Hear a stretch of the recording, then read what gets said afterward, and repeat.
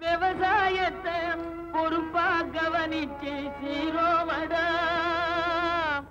உண்மையா உழைக்கிற நமக்கு எல்லா நன்மைகளும் நாடி வந்து கூடுதடா.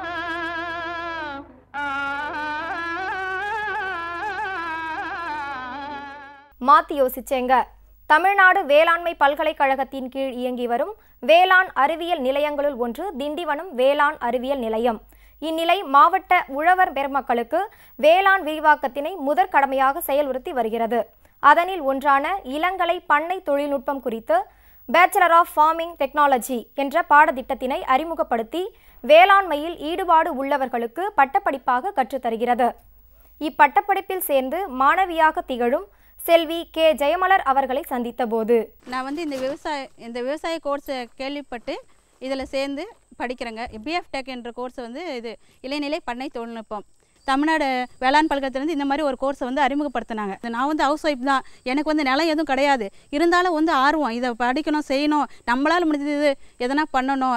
அது படித்ததுக்கு அப்புறம் பார்த்தீங்கன்னா எனக்கு ஒரு ஐடியா வந்துச்சு. நம்ம மாடியிலே நம்ம தோட்டம் பண்ணால் எப்படி, அதுக்கு உண்டானது இதில் தோட்டக்கலையும் இருக்குது. காய்கறி தோட்டம் போடுறது அந்த மாதிரி இருந்துச்சு. அதை படிச்சிட்டதுக்கப்புறம் நாங்கள் எங்கள் மாடியில் மாடி தோட்டம் போட்டிருக்கோம். அதில் வெண்டைக்காய், தக்காளி, அப்படி விதவிதமாக எல்லாம் நம்ம வீட்டுக்கு தேவையான காய்கறி எல்லாமே பண்ணுறோம். அது இந்த படிப்பு மூலமாக தான் நமக்கு நார்மலாக பண்ணுறதோட நம்ம படிச்சுட்டு பண்ண சொல்ல அதில் என்னென்ன நஷ்டம் வருது, அந்த செடி ஏன் வாடுது, அந்த செடி இன்னும் நம்ம என்ன பண்ணலாம், ஒரு நோய் வருதுனாக்கா அது எப்படி வருது அப்படின்றத நம்மளே கண்டுபிடிச்சி நம்மளே அதுக்கு தகுந்த மருந்துன்றது ஆர்கானிக்காக கொடுத்து அதை சரி பண்ணி நம்ம குழந்தைங்களுக்கு நல்ல நம்ம இயற்கையான காய்கறி கொடுத்து அதுங்களுடைய உடல்நலத்தை பாதுகாக்கலாம். இப்போ பார்த்திங்கன்னா இங்கே கூட படிக்கிற 35 பேர் நாங்கள் படிக்கிறோம். 35 பேரில் பார்த்திங்கன்னா ஒரு 10 பேர் என்ஜினியரிஸ்டாகவும் வாத்தியார் வேலையும் பார்க்குவாங்க. மீதி 10 பேர் விவசாயியாக இருப்பாங்க. மீதி நாங்கள் ஒரு 5 லேடிஸ் படிக்கிறோம். நாங்கள் குடும்ப பெண்களாக தான் இருப்போம்.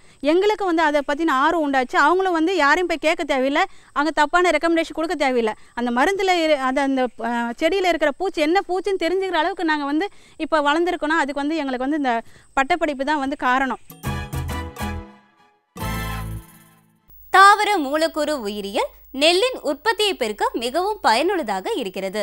மரபணுக்களின் பழைய தன்மையை கொண்டு புதிய தொழில்நுட்பம் மூலம் பல ஆராய்ச்சிகள் செய்து புதிய ரகங்களை கண்டுபிடித்துள்ளனர். தோட்டக்கலை, நெல், கரும்பு போன்றவற்றிலும் பல ஆய்வுகள் நடைபெறுகின்றன. நெல்லை தண்ணீர் உள்ள பகுதி, வறட்சி உள்ள பகுதி என்பதற்கு ஏற்றவாறு விளையும்படி கண்டுபிடிக்கின்றனர். மழை காலத்தில் சில இடங்களில் தண்ணீர் தேங்கும். அந்த சமயத்தில் பயிர் அழுகாமல் இருக்க அதை தாங்கி வளரக்கூடிய நெல் ரகங்களையும் கண்டுபிடிக்கின்றனர்.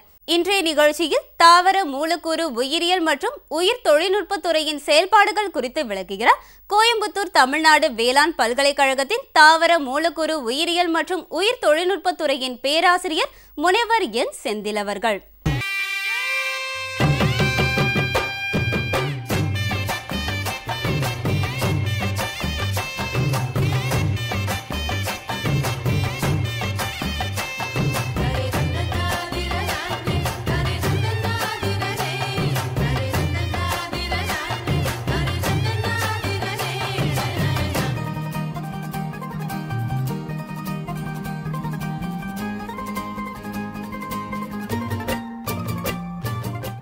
தமிழகத்தில் கடலோர பகுதிகளில் அதிகமான நமக்கு விளைவிக்கிற நெல் ரகங்களான கோ 43, சிஆர் 1009 போன்ற நெல் ரகங்கள் அதிகமாக பாதிக்கப்படுகின்றன.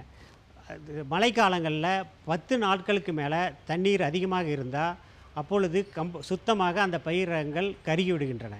இதற்காக நாங்கள் ஆராய்ச்சியில் என்ன செய்து கொண்டிருக்கிறோன்னா, இந்த நெல் ரகங்களை வயல்வெளியில் கொண்டு போய் நீங்கள் அந்த உண்மையாலுமே அது 10 நாட்கள் முங்கியிருந்தால் கம்ப்ளீட்டாக அழுகி போயிருந்தா அப்படின்னு செய்கிறதுக்கு பதிலாக நாங்கள் ஆய்வகத்திலேயே அந்த கண்டிஷனை உருவாக்குறோம். அதாவது இருக்கிற நெல் ரகங்கள் அனைத்தையும் அந்த 10 நாட்கள் தண்ணீரில் மூழ்க வைத்து உண்மையாலுமே அது தாங்கி வளர்கிறதா அப்படிங்கிற முறையில் செய்து கொண்டிருக்கிறோம். அந்த வகையில் நம்மக்கிட்ட இருக்கிற ஒயிட் பொன்னி வெள்ளை பொன்னி ரகத்தை 10 நாட்கள் நாங்கள் முக்கி வைக்கும் பொழுது அது என்ன ஆகுதுன்னா சுத்தமாக காய்ந்து போயிடுது. ஆனால் FR13Aங்கிற ஒரு ரகம் உண்மையாலுமே அதிகமாக இது தாங்கி வளரக்கூடிய ரகம். அதனால் இது எப்பொழுதுமே 10 நாட்கள் ஆனாலும் இது அப்படியே பச்சையாக இருக்குங்க. இந்த வெள்ளை பொன்னி ஆனாங்கன்னா 10 நாள் கழித்து நீங்கள் பார்த்தீங்கன்னா இது சுத்தமாக கறி இருக்கும். இதில் வந்து என்னென்னா இந்த தண்ணீரில் தாங்கி வழங்கக்கூடிய இந்த ஜீன் இதில் இருக்குதுங்க. இதனால் இதிலிருந்து இந்த மரபுக்கூரை இந்த ரகத்தில் வெள்ளை பொன்னியில் வந்து நாங்கள் கொண்டு வந்து சேர்த்துறோம். அதுக்கு என்ன பண்ணுறோன்னா மரபணு சாதாரணமாக அனைத்து புது ரகங்களை உருவாக்கும் போது 2 இனங்களை இனக்கலப்பு செய்து அதிலிருந்து வருகின்ற F1 ஹைப்ரிடை எடுத்து அதிலிருந்து வர சந்ததிகளை இந்த சந்ததிகள் உண்மையாலுமே அது தாங்கி வளரக்கூடியதா அப்படின்னு கண்டுபிடிக்கிறதுக்காக இந்த வர்ற சந்ததிகளையும் நாங்கள் தண்ணீரில் 10 நாட்கள் மூழ்க வைத்து அந்த சந்ததிகளில் உண்மையாலுமே பச்சையாக இருக்குதா அப்படின்னு பார்ப்போம். அப்படி பார்க்கும்போது இந்த சந்ததிகள் இந்த FR13 இருக்கிற ரகத்தில் இருக்கிற மரபணுக்கூறு இருந்துச்சுன்னா இது பச்சையாகவே இருக்கும். அப்படி இல்லைன்னா இது வந்து காஞ்சி போயிடும். ஸோ இந்த ரகங்களை மட்டும் தேர்வு செய்கிறோம். இது வந்து தண்ணியில் வைத்து பண்ணுறது மட்டுமல்லாமல் மரபணு குறியீடுகள் என்ற ஒரு வகையில் DNA குறியீடுகளை வைத்து லேப்லையும் முதல்ல இதை டெஸ்ட் பண்ணி பார்த்துருவோம். எந்தெந்த ரகத்தில் இந்த மரபணு இருக்குதோ அந்த ரகங்களை மட்டும் முதல்ல நாங்கள் செலக்ட் பண்ணி அதை மட்டும் நாங்கள் நட்டு வைப்போம். அதை நட்டு பின்னால் இந்த தண்ணியில் வச்சு 10 நாள் முங்க வச்சு பிறகு வந்து அது எப்படி இருக்குன்னு பார்க்குறோம். இந்த வகையில் புது ரகங்களை உருவாக்கலாம். ஆய்வகத்திலேயே இந்த புது ரகங்களை கண்டுபிடிப்பது எளிது. கடைசியாக நல்ல ரகங்களை தேர்வு செய்த பின்னால் ஒயிட் பொன்னி மாதிரி வெள்ளை பொன்னி மாதிரி Co43 மாதிரி ரகங்களை தேர்வு செய்த பின்னால் இந்த ரகங்களை நாங்கள் வந்து உண்மையால் எங்கெங்கெல்லாம் இது மாதிரி தண்ணீர் அதிகமாக இருக்குதோ தண்ணீரால் பாதிப்பு ஏற்படுதோ அந்த கடலோர மாவட்டங்களில் அனுசரணை ஆராய்ச்சி திட்டல் மூலம் டெஸ்ட் பண்ணி அதை வந்து விவசாயிகளுக்கு கொடுக்கறதுக்கு ரெடி பண்ணி வைக்கிறோனுங்க. இது வந்து இந்த மரபணு குறியீடுகள் மூலமாக எப்படி வந்து உண்மையால் இந்த ரகங்களை உருவாக்குறது அப்படிங்கிறது வந்து இந்த மையத்தில் பெரிய ஆராய்ச்சியை செய்து கொண்டிருக்கிறோம். பயிரிடப்பட்டுகின்ற நெல் ரகங்களில் உப்புத்தன்மை தாங்கி வளரக்கூடிய தன்மையை புகுத்தினால்தான் இனிமேல் வர காலத்தில் இந்த மாறுகின்ற சூழ்நிலைகளில் நம்ம நல்ல விளைச்சல் எடுக்க முடியும். அந்த வகையில் நாங்கள் இப்போ வந்து இந்த ராகி கேழ்வரகை பொறுத்த வரைக்கும் இது எப்பயுமே உப்புத்தன்மையை தாங்கி வளரக்கூடிய ரகங்க. இதில் 400 மில்லி மோலாருங்கிற உப்பு கரைசலில் வச்சாலும் இது அப்படியே பச்சையாக இருக்குங்க. இது வந்து நம்ம கடலோர பகுதிகளில் ஒரு 500 மில்லி மோலார் உப்பு தண்ணி அளவுக்கு தாங்கி வளரக்கூடியது. ராகியில் இருக்கிற அதாவது கேழ்வரகில் இருக்கிற மரபுக்கூரை எடுத்து நெல்லுக்கு செலுத்தலாமா அப்படிங்கிறதுக்காக இந்த ஆராய்ச்சி பண்ணிக்கிட்டு இருக்குங்க. இது மட்டும் இல்லாமல் நெல்லுலேயே ஒரு சில ரகங்களில் வந்து உப்புத்தன்மை தாங்கி வளரக்கூடிய மரபணு கூறுகள் இருக்கின்றன. அந்த மரபணு கூறுகளை இந்த நம்ம மற்ற வெரைட்டி Co43 CR1009 அல்லது வெள்ளை பொன்னி இது மாதிரி ரகத்தில் இந்த உப்புத்தன்மை கலர் உவர்ப்புத்தன்மையை தாங்கி வளரக்கூடிய மரபணுக்களை இந்த ரகத்தில் உட்புகுத்துறத மரபுக்கூறு குறியீடு மூலமாக நாங்கள் செஞ்சுக்கிட்டு இருக்கிறோம். அதுவும் வந்து நீங்கள் வந்து செயற்கையாக செய்யலாம். அதாவது ஒவ்வொரு டைமும் நீங்கள் ஒரு புது ரகத்தை உருவாக்கும் போது 2 ரகங்களை இனக்கலப்பு செய்து புதிய ரகத்தை உருவாக்கும் போது நீங்கள் நேரடியாக சென்று அந்த நிலத்தில் தான் டெஸ்ட் பண்ணி பண்ணோம்னா 5-6 வருஷம் 10 வருஷம் கூட ஆகலாம்.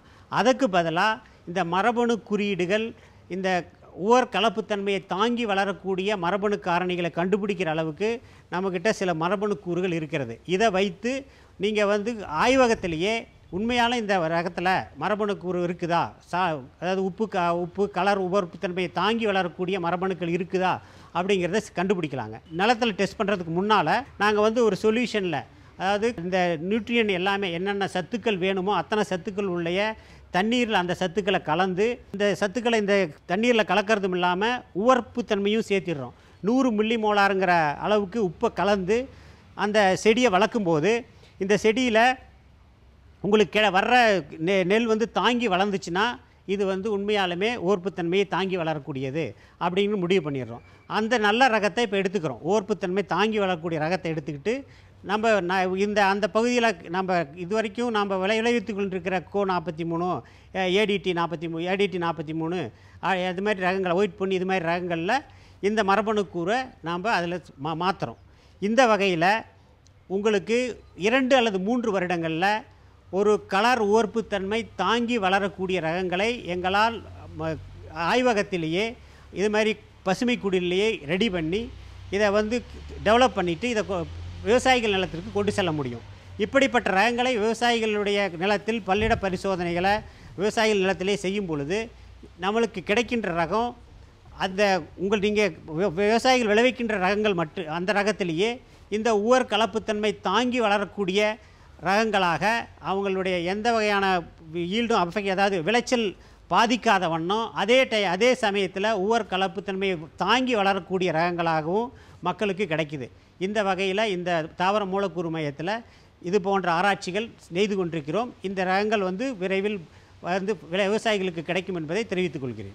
முனைவர் என் செந்தில் அவர்களை 0422 661122 என்ற எண்ணிற்கு தொடர்பு கொள்ளலாம். மீண்டும் நாளைய பொன் விளையும் பூமி நிகழ்ச்சியில் பல புதிய தகவல்களுடன் உங்களை சந்திக்கின்றோம். நன்றி, வணக்கம்.